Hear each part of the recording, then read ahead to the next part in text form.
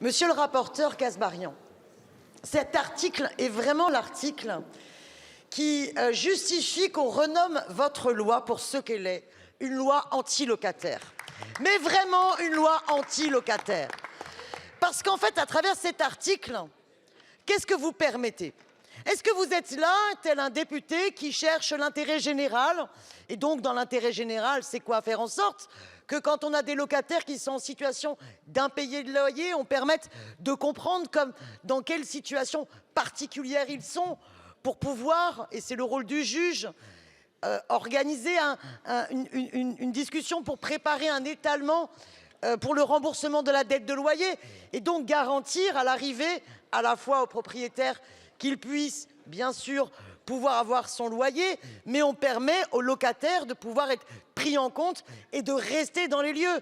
Jusqu'à présent, comment ça se passe? Quand vous avez une situation de poursuite judiciaire pour impayé de loyer, vous avez d'abord un rapport social qui est transmis au juge.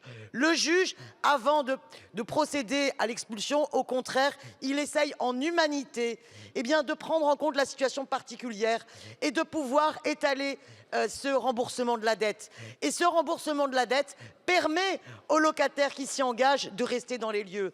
À travers cet article, vous supprimez cela. Tout de suite, c'est dehors, expulsion. Ça n'est pas acceptable. Pourquoi faites-vous un tel article?